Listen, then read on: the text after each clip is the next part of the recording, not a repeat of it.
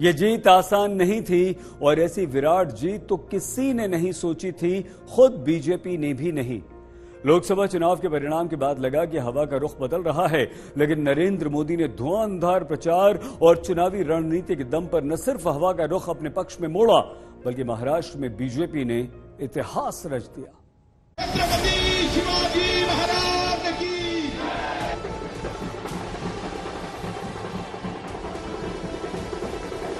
मोदी मोदी मोदी मोदी मोदी।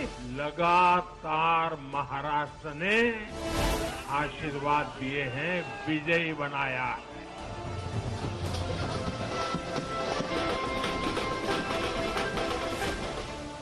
आज महाराष्ट्र में विकासवाद की जीत हुई है।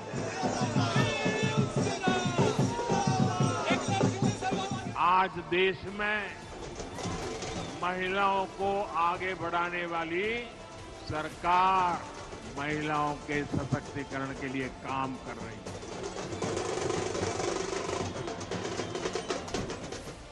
देश का वोटर नेशन फर्स्ट की भावना के साथ है।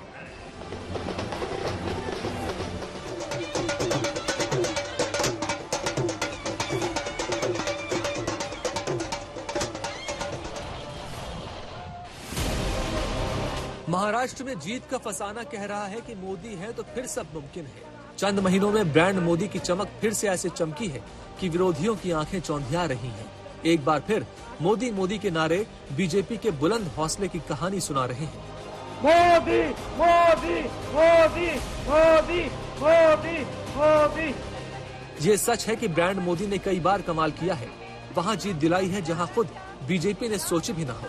लेकिन फिर भी इस बार की लड़ाई अलग थी, उन पर हमले अलग थे और उनके सामने चुनौतियां अलग थी। ज्येष्ठ नेता विजयजी साने, लक्ष्मणराव सावजी। ये निश्चित रूप से ऐतिहासिक है। ये भाजपा के गवर्नेंस मॉडल पर मुहर है। अकेले भाजपा को ही कांग्रेस और उसके सभी सहयोगियों से कहीं अधिक सीटें महाराष्ट्र के लोगों ने दी है। मैं ये दावे के साथ कहता हूं कि आजाद भारत में मैं नहीं जानता कि आने वाले भविष्य में कोई इस देश को इस प्रकार का प्रधानमंत्री मिलेगा या नहीं, लेकिन अब तक जो प्रधानमंत्री इस देश को मिले हैं उसमें ये सर्वश्रेष्ठ प्रधानमंत्री हैं। इतना विजनरी प्रधानमंत्री इस देश को नहीं मिला था और आज भी प्रधानमंत्री की लोकप्रियता में थोड़ी भी कमी नहीं आई है। प्रधानमंत्री की छवि पर आज तक किसी ने डेंट नहीं लगा पाया है। विरोधी बीजेपी को हराने की कस्में खा रहे थे, आपस के भेद मिटा रहे थे। निशाने पर मोदी थे, लेकिन मोदी का निशाना अपने लक्ष्य पर। उन्होंने चुनाव में भ्रष्टाचार को मुद्दा बनाया। महिला सशक्तिकरण पर प्रधानमंत्री नरेंद्र मोदी ने बात की, शोषित वंचितों को हक दिलाने की बात की, महाराष्ट्र के कोने कोने में विकास की बात की, किसानों की जिंदगी को बेहतर बनाने की बात की, बढ़ती बेरोजगारी को कम करने की बात की। हमारी सरकार महिलाओं के सशक्तिकरण के लिए जो कदम उठा रही है वो कांग्रेस और उसके गठबंधन को बर्दाश्त नहीं हो रहा है। केंद्र सरकार ने पिछले 10 वर्षों में किसानों के लिए जो काम किए हैं उनसे कांग्रेस के खोदे गए गड्ढों को भरने में काफी मदद मिली है।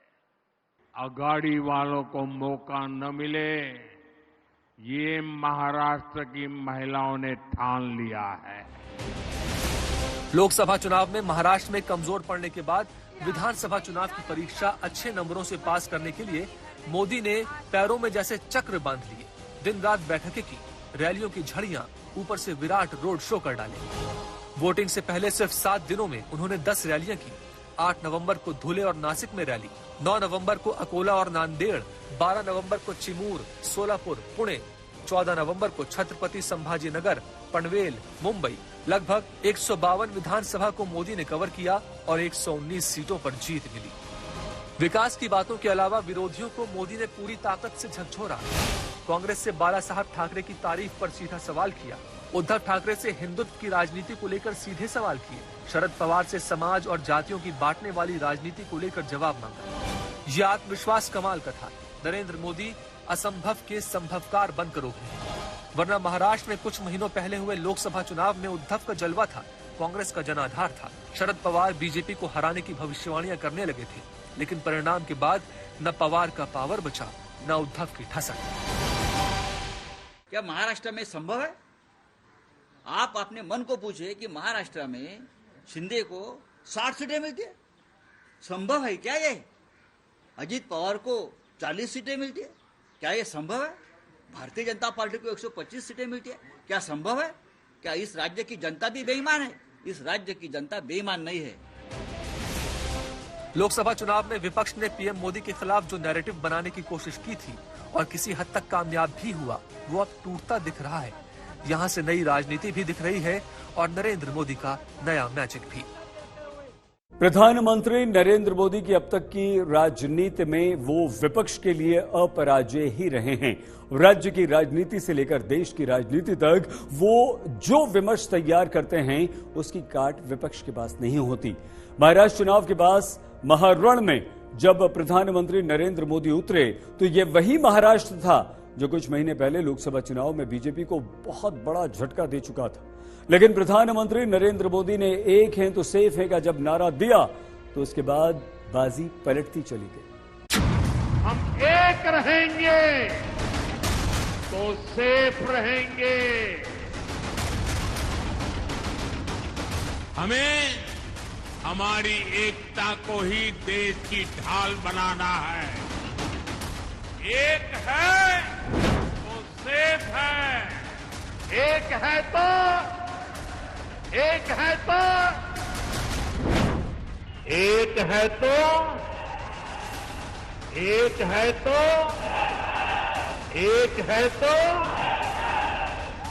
प्रधानमंत्री ने नारा दिया तो विरोधियों के खेमे से जो जवाब आया, उसने पीएम मोदी के नारे को प्रचार के केंद्र में ला दिया। ये नारा ही मुद्दा बन गया और विपक्ष की राजनीति भी इसी नारे को निशाना बनाने लगी। एक है तो सेफ है। एक कौन है? एक नरेंद्र मोदी जी हैं, अदानी जी हैं, अमित शाह जी हैं। सेफ है तो कौन सेफ है? अदानी जी सेफ हैं। पीएम मोदी के एक हैं तो सेफ हैं नारे को लेकर विपक्ष लगातार हमलावर होता गया। हम सेफ है महाराष्ट्र में और हमको ज्यादा सेफ होना है, इसलिए हमको बीजेपी को यहाँ से निकालना है। और आप आने से ही महाराष्ट्र में हम अनसेफ हो जाते हैं, क्योंकि हमको मालूम है आप यहाँ आकर लोगों को भड़काएंगे, दंगे के लिए एनकरेज करेंगे। मोदी बोलते हैं एक है तो सेफ है, आने 10 साल से सेफ नहीं है मोदी हम लोग। भाइयों बहनों, एक है तो सेफ है। मैंने कहा अनेक है तो अखंड है। भारत अनेक तहजीबों पर बना हुआ, अब इसका जवाब नहीं है उनके पास। अब जब महाराष्ट्र में बीजेपी को जीत मिल चुकी है और पीएम मोदी का नारा बीजेपी के लिए महामंत्र बन चुका है, तो कई बातों का सही मूल्यांकन किया जा सकता है। क्या मोदी के नारे से ओबीसी वोट बटे नहीं? क्या मोदी के नारे से हिंदू वोटर एकजुट हुए? क्या मोदी के नारे से जातियों में बांटने की राजनीति को जवाब मिला? क्या मोदी के नारे ने क्षेत्रवाद, भाषा के आधार पर बांटने वाली राजनीति को रोका? कांग्रेस और उसके इकोसिस्टम, उन्होंने सोचा था कि संविधान के नाम पर झूठ बोलकर, आरक्षण के नाम पर झूठ बोलकर एससी, एसटी, ओबीसी को छोटे छोटे समूह में बांट देंगे। वो सोचते थे सब बिखर जाएंगे। कांग्रेस और उसके साथियों की साजिश को महाराष्ट्र ने सिरे से खारिज कर दिया है। लोकसभा चुनाव में एनडीए को 2019 के मुकाबले सवर्ण वोट 29% घटा था, मराठा वोट 11% घटा, ओबीसी वोट सबसे ज्यादा 31% घटा था। आदिवासी वोट 3% कम हुआ था। लेकिन एक है तो सेफ है नारे का असर इन विधानसभा चुनावों में कैसे हुआ, वो भी आंकड़ों से समझा जा सकता है। इस बार बीजेपी ने महाराष्ट्र के हर हिस्से में जीत हासिल की है। विदर्भ में 46 सीटों पर एनडीए को जीत मिली है, 13 सीटें विपक्ष के हिस्से में आई हैं। पश्चिम महाराष्ट्र में 55 सीटें महायुति को मिली, 12 विपक्ष के हिस्से में। मराठवाड़ा में 37 सीटें तो महाविकास अघाड़ी को सिर्फ 9 सीटें मिली। कोंकण में एक तरफा जीत मिली, यहाँ 35 की 35 सीटें मिली। मुंबई में जीत हार का आंकड़ा 21-15 का रहा।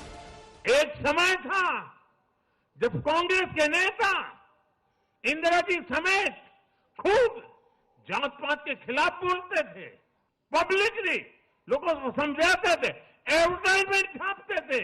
लेकिन आज यही कांग्रेस और कांग्रेस का एक परिवार खुद की सत्ता भूख को शांत करने के लिए जातिवाद का जहर फैला रहा है।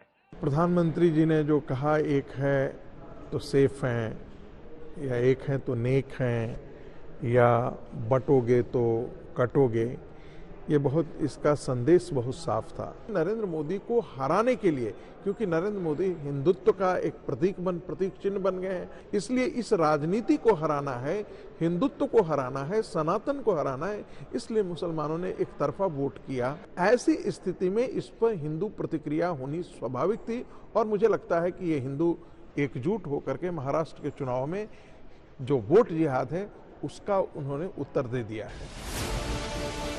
प्रधानमंत्री मोदी खुद कई बार कह चुके हैं कि वो फेंके गए पत्थरों से सीढ़ियां बना लेते हैं। लोकसभा चुनावों के बाद काफी कुछ कहा गया। प्रधानमंत्री मोदी को राजनीति में चुका हुआ भी कहा गया। हमने नरेंद्र मोदी को साइकोलॉजिकली उड़ा दिया। पूरी की पूरी कॉन्फिडेंस हिंदुस्तान के प्रधानमंत्री की गायब हो गई कि इंडिया गठबंधन ने नरेंद्र मोदी को हमेशा के लिए साइकोलॉजिकली तोड़ दिया, खत्म कर दिया।